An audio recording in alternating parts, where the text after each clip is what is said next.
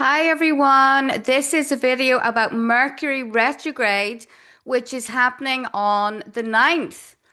So I haven't really been posting much on YouTube at all for the last several months, but I hope to change that soon. I have been spending much more time on another social media site. I'll leave the link below. My life has been really hectic and busy since I moved to Denmark, but it's starting to calm down a little bit now, so hopefully I will be here more. So, what is Mercury retrograde? Well, first of all, it happens three or sometimes four times a year, and it's really nothing to fear.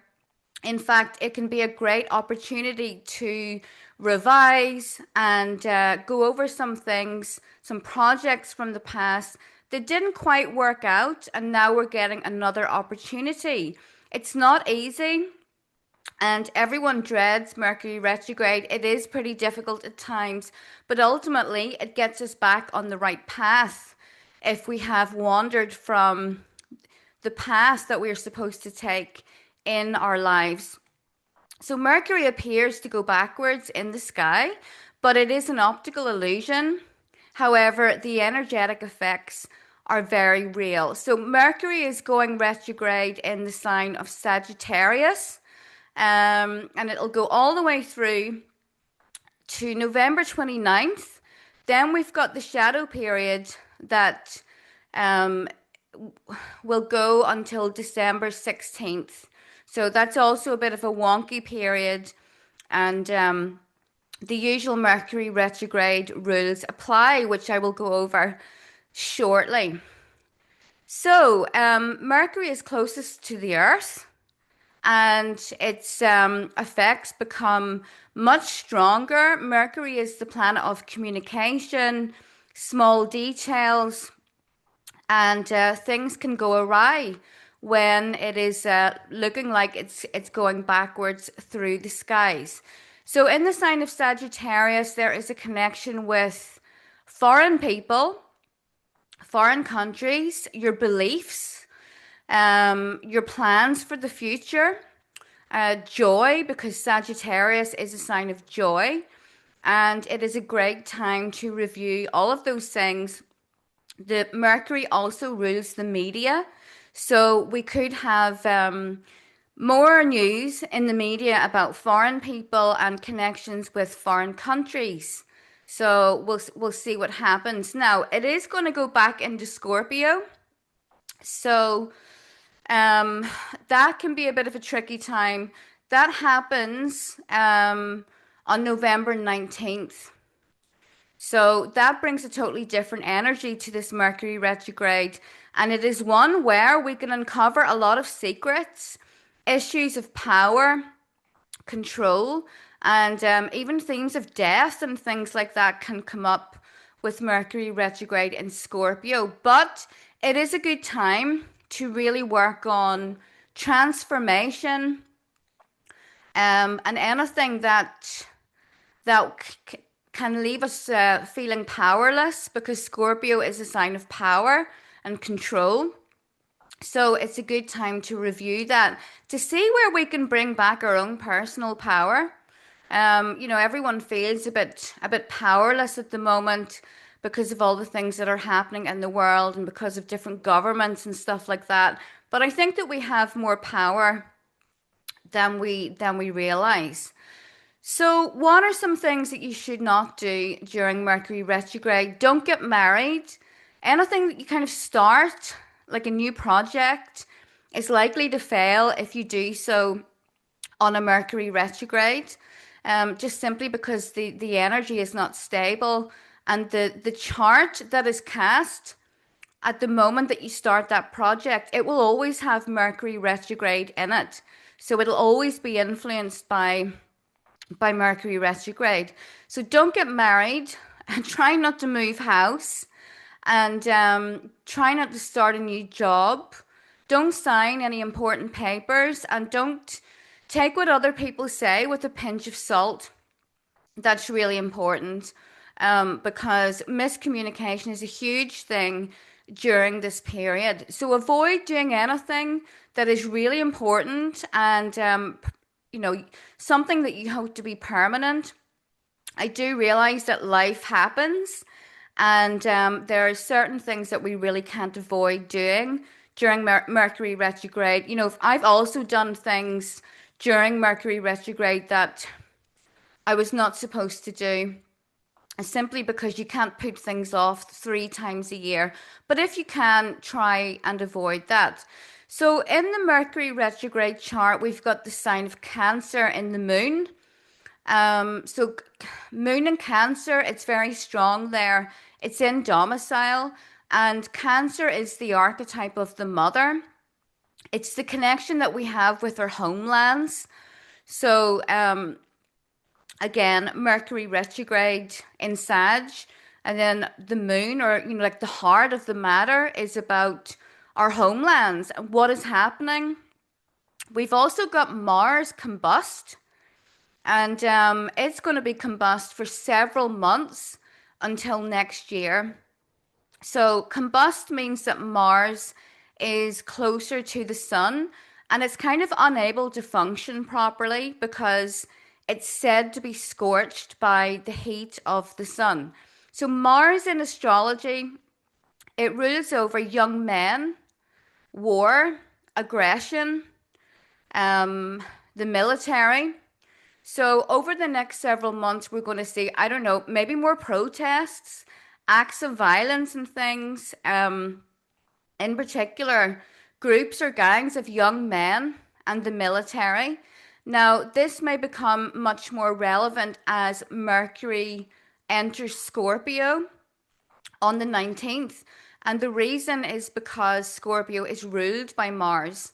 So it could get really heated. This does look like a bit of a spicy Mercury retrograde. We also have Mercury that is conjunct Mars on November the 13th.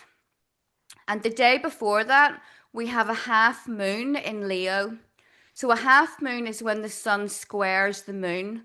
And it kind of adds this disharmony, or what we're needing on an emotional level, we're not quite getting from the world around us. So that, and then the Mercury conjunct Mars, it could be fighting words, talk of arguments, like both in your personal lives and in the world around us. It's likely to get extremely heated around November the 13th, and we should be careful around that time.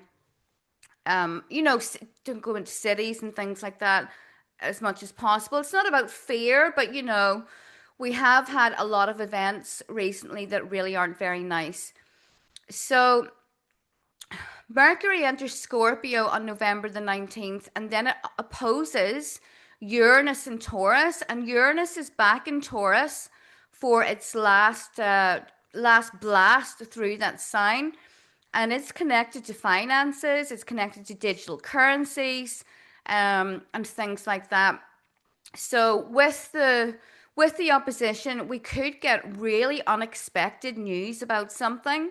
If this is quite prominent in your chart, or it's aspecting something in your chart, there can be unexpected communication.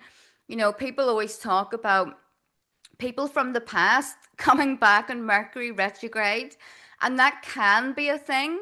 But if you have really good boundaries, then they're not going to contact you. But you could get unexpected news.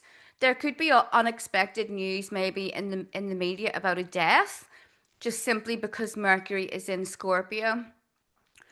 Then we have a new moon on the 20th, and it is conjunct Mercury retrograde, and that can be a bit tricky as well. So this is a time of reassessing our beliefs and truth, and to reevaluate what we believe as truth. It's hard to get the truth about stuff going on in the world at the moment. It really seems to be a bit of a circus and pantomime, and I'm just not so sure that I can believe anything anymore. Especially because it's so easy for them to fake stuff now with CGI and AI and all of that kind of horrible stuff. So we should really focus on what is my truth. what is my spiritual path? How can I use that to help me? Because Sagittarius is a sign that is connected to your spiritual path. There's also like a lot of fear going on every single day in the media, different stuff going on off all the time, horrible events happening. And I do realize that you should pay attention to that, but it was Yuri Bezmenov. So he was in the KGB, I think, and he said that they actually do that as a form of control because once your nervous system is fried and you're hooked on all of this drama and fear being pumped into your consciousness through the media all the time, you actually become much more easy to control. So it's something to keep in mind. I'm not saying switch off entirely, but choose to invest your energy wisely. We could also uncover secrets in our personal lives as Mercury goes into Scorpio again. And there can be issues of power struggles. There can be this kind of subtle undercurrent of a power struggle, maybe in your relationships, family or spouse or whatever. And it is likely to get a bit heated. Things from the past can explode during this time. But that means that they can get sorted and settled once and for all, which is actually a good thing. If your life falls apart during Mercury retrograde, and it does happen sometimes to people, not everyone, but it's a sign for you to take a different path in life. So if you suddenly find you lose your job, you break up with your partner, or something just goes wrong or ends, you have to go with that. And you have to realize that you got off the path that you were supposed to take. And you're actually going to be much happier for it when it comes to astrology transits. What I've noticed is that if you go through a lot of difficult stuff, by the end of it, your life improves dramatically. So don't fear the changes, although they may be difficult. Some people breeze through Mercury retrograde and they always say, oh, nothing ever happens. It's just a big deal. And yes, that's really great, but Mercury in your birth chart is probably in a really good position or it's really well aspected.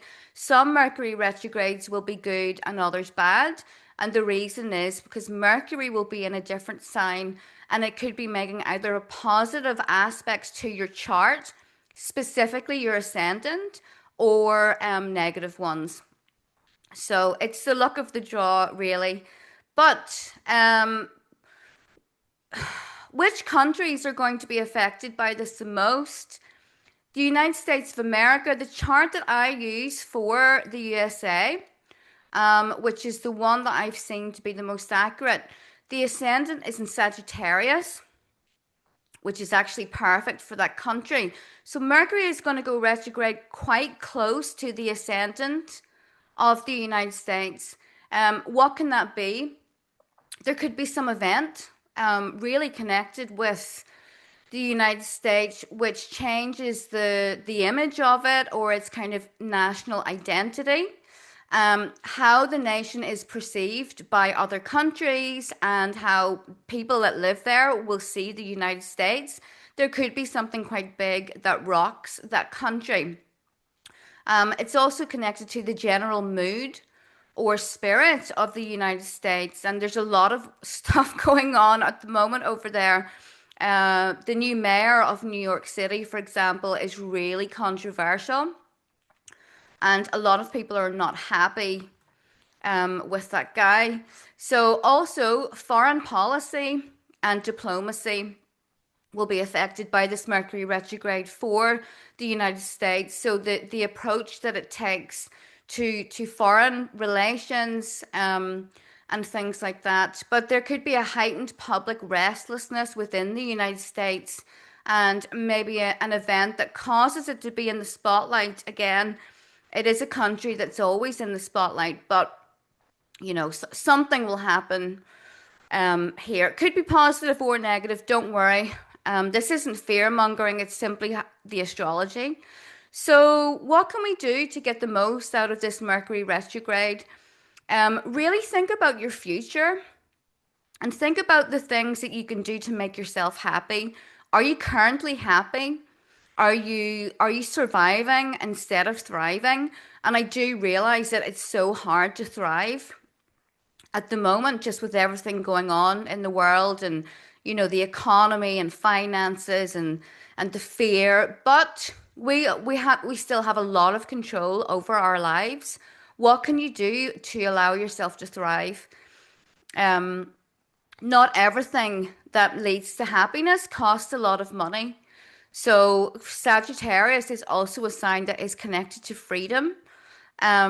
So yeah, we'll see themes of that in the media and in governments and things, but they don't want us to have any freedom. But what can you do to allow yourself to feel more free? And I always just think about, well, we're in the Kali Yuga. It's known to be like this. I mean, they wrote about it thousands of years ago and predicted this age. Ragnarok, whatever you want to call it. And they said that it would be like this. So the good thing is that we know that it's going to end.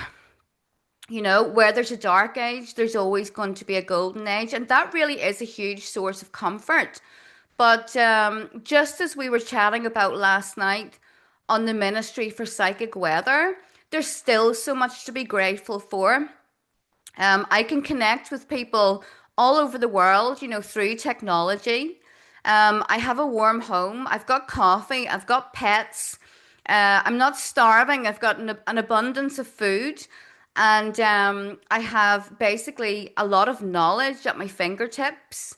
And I'm not going to get burnt at the stake for practicing or talking about certain things. So is it hard? Yes. Could it be worse? Hell yes, a lot worse. So be grateful, um, be joyful. And as Thomas said last night on the ministry, when you're grateful and happy, you attract good things to you. So there could be, there might be some miscommunications, especially when Mercury is in Sagittarius, because Mercury is not happy in Sagittarius. The reason is because Mercury is connected to logic, facts, small details, and because Sagittarius is ruled by Jupiter, it doesn't care about those things. So we could hear tall tales, or you might exaggerate things, without being malicious about it. It's easier to do that with Mercury and Sagittarius. It's also more easy to speak or say things without thinking, and that may cause problems, especially when Mercury conjuncts Mars on November the 13th.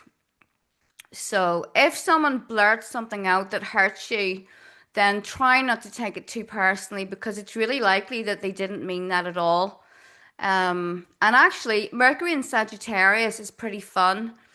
Fun to be around and fun to listen to. It's an excellent storyteller.